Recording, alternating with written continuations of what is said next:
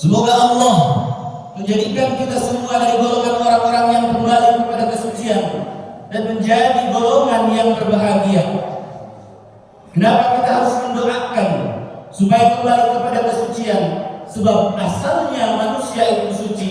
Sebagaimana sabda Rasulullah sallallahu alaihi wasallam, "Kullu mauludin yuladu 'ala al-fitrati fa abawahu yuhawwidanihi wa yunasiranihi wa yumajjisanihi." Setiap bayi yang lahir itu suci, maka orang tuanya lah yang menjadikannya Yahudi, Nasrani dan Majusi.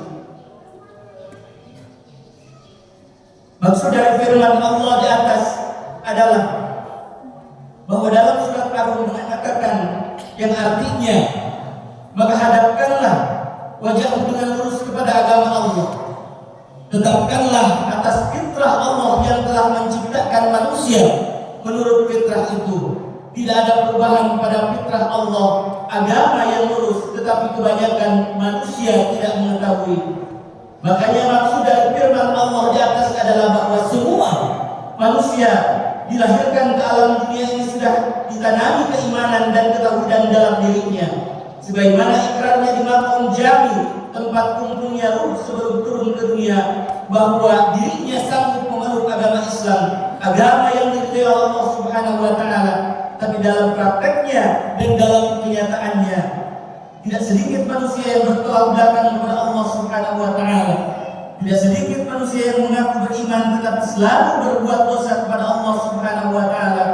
Oleh sebab itu, dalam suasana hari raya Idul Fitri ini, setelah melaksanakan puasa Ramadan sebulan penuh, kita dianjurkan membaca minal a'idina wal fa'idin. Sebab Rasulullah sallallahu alaihi wasallam bersabda, "Man shoma Ramadhana imanan wa ihtisaban, ghufira lahu ma taqaddama min dhanbi." Barang siapa yang berpuasa di bulan Ramadan dengan disertai keimanan dan keikhlasan, maka akan diampuni seluruh dosa yang telah dilakukannya. Tetapi tidak semua dosa yang bisa dihapus dengan puasa, karena ada dosa yang tidak bisa dihapus dengan apapun, kecuali kita memohon ampun dan bertaubat kepada Allah Subhanahu wa taala. Khususnya setelah kita melaksanakan puasa bulan Ramadan sebulan penuh, tetapi tidak semua manusia yang berpuasa akan diampuni seluruh dosanya oleh Allah Subhanahu wa taala. Oleh sebab itu, supaya kita mendapatkan predikat aidi dari Allah Subhanahu wa taala, maka kita semua harus tahu syaratnya. Allahu Akbar, Allahu Akbar, Allahu Akbar. La ilaha illallah wallahu akbar, Allahu akbar, walillahil hamd. Syarat aidin. Ada syarat supaya kita semua mendapatkan predikat aidin dari Allah Subhanahu wa taala, yaitu orang-orang yang kembali kepada kesucian dalam arti bersih dari dosa, seperti bayi yang baru lahir. Syaratnya ada 4 sebagaimana yang dijelaskan oleh Allah Subhanahu wa taala dalam Quran surat Ar-Rum ayat 31. Bismillahirrahmanirrahim. Munibina ilaihi wattaquhu wa aqimus sholata wa la takunu minal musyrikin. Artinya, dengan kembali bertaubat kepadanya dan bertakwalah kepadanya serta dirikanlah sholat, dan janganlah kamu termasuk orang-orang yang mempersekutukan Allah. Syarat yang pertama, kita mendapatkan predikat aidin dari Allah Subhanahu wa taala adalah taubat dan nasuha, taubat kepada Allah Subhanahu wa taala. Setiap manusia, merasa atau tidak merasa, sengaja atau tidak sengaja, pasti pernah berbuat dosa, pasti pernah berbuat maksiat kepada Allah Subhanahu wa taala. Baik itu melaksanakan larangannya ataupun meninggalkan kewajibannya. Oleh karena itu, kita harus bertobat kepada Allah Subhanahu wa taala. Yang namanya tobat ialah meminta ampun, memohon ampun kepada Allah Subhanahu wa taala dari semua dosa. Namun manusia tidak akan bisa bertobat kepada Allah Subhanahu wa taala. Tetapi harus kita cari dulu kesalahan kita sendiri, harus introspeksi diri kepada kesalahan diri kita sendiri. Bahkan malaikat Jibril di tanggal 1 Syawal berdoa yang diaminkan oleh Nabi Muhammad sallallahu alaihi wasallam. 3 doanya, salah satunya adalah kata malaikat Jibril, Ya Allah, jangan diterima ibadahnya, puasanya anak yang durhaka kepada kedua orang tuanya. Sesoleh apapun yang namanya anak, serajin apapun yang namanya anak, ibadahnya tidak pernah berhenti, sholatnya tidak pernah berhenti, zakatnya dilaksanakan.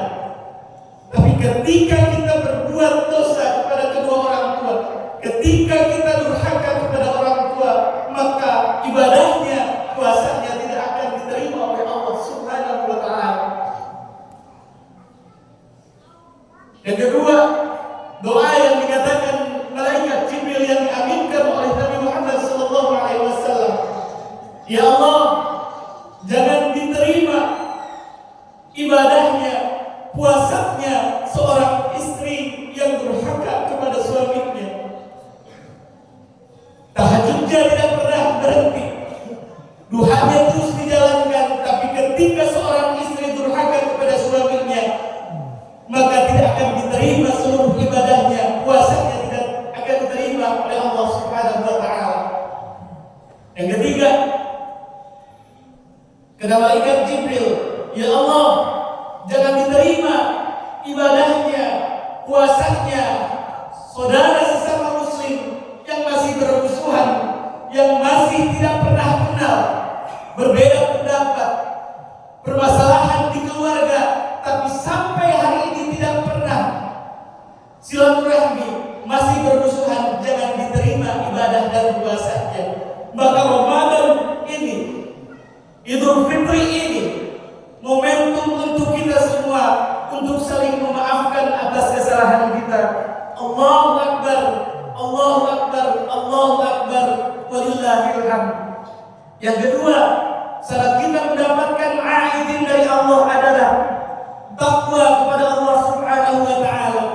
Laisal aid liman labisal jadid, walakinnal aid liman tu'atuhu tajid wa 'anil maksiyati ba'id. Hakikat lebaran bukan untuk orang-orang yang pakaiannya bagus, tetapi hakikat lebaran itu diperuntukkan bagi orang-orang yang hatinya selalu ingat kepada Allah Subhanahu wa Ta'ala, dengan jalan meningkatkan ketaatan dan menjauhi kemaksiatan kepada Allah Subhanahu wa Ta'ala. Sebab Allah tidak akan melihat zahirnya badan kita, tetapi Allah melihat isi hati kita. Innallaha la yanzuru ila suwarikum wal ajsamakum walakinallaha yanzuru ila qulubikum. Sesungguhnya Allah tidak akan melihat wajah kamu sekalian, badan kamu sekalian, tetapi Allah melihat kepada isi hati kamu sekalian. Hakikat bahagia bukan hidup bergelimang harta. Hakikat orang yang bahagia bukan hidup dengan penuh ilmu. Hakikat bahagia bukan dengan tingginya pangkat dan jabatan, tapi hakikat bahagia yaitu orang-orang yang menjadi ahli surganya Allah Subhanahu wa Ta'ala. Apa sebabnya? Sebab masalah banyak ilmu, banyak harta, tinggi pangkat dan jabatan itu hanya sekedar fata morgana di dunia. Kebahagiaan akan berganti dengan kerusakan dan kesempitan. Pangkat dan jabatan akan habis dengan pensiun. Harta pun pasti habis. Ilmu pun akan hilang oleh lupa dan pikun. Jadi semua kemuliaan yang ada di dunia ini bukan kemuliaan yang abadi, tetapi kemuliaan yang abadi itu kita semua menjadi ahli surganya Allah Subhanahu wa Ta'ala. Oleh sebab itu, penglihatan kita, pendengaran kita, dan titipan hadiah dunia kita jangan menjadi penghalang terhadap rasa cinta kita semua kepada kesenangan yang abadi, kesenangan yang tiada akhir, yaitu kesenangan akhirat.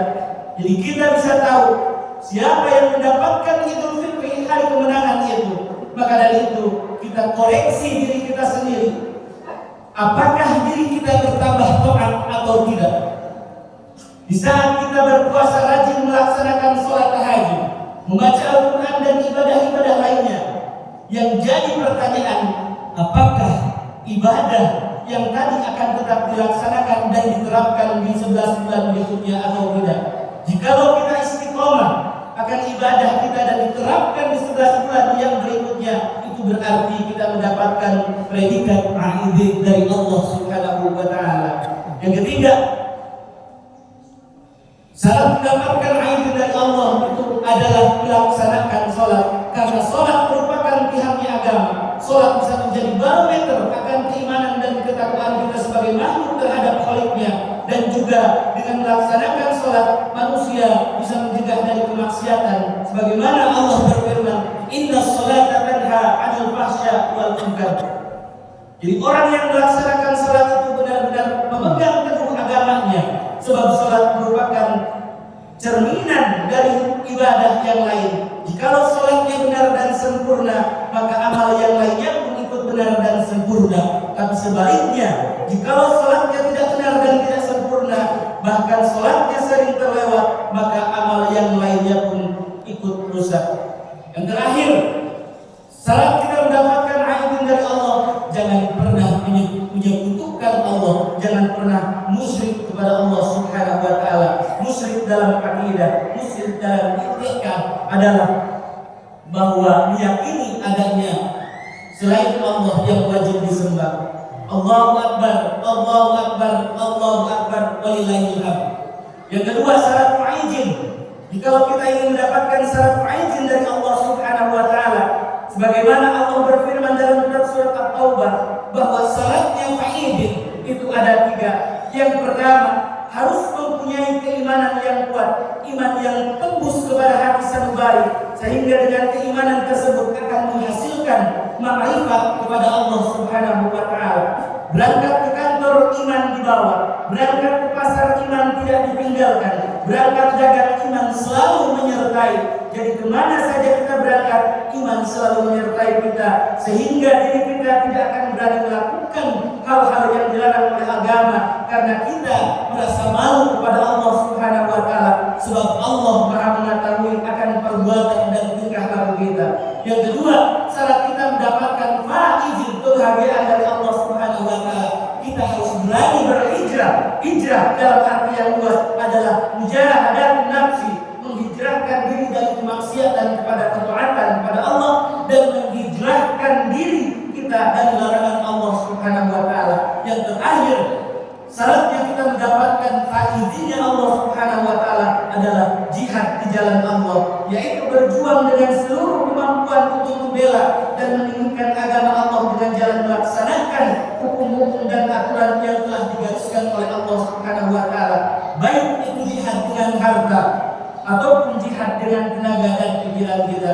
Allahu Akbar, Allahu Akbar, Allahu Akbar, walillahil hamd. Mudah-mudahan amal ibadah kita semua, khusus puasa Ramadan kita semua di tahun ini diterima oleh Allah Subhanahu wa taala dan mendapatkan predikat minal aidin wal faidin, golongan orang-orang yang kembali kepada kesucian dan yang mendapatkan kebahagiaan di dunia dan akhirat.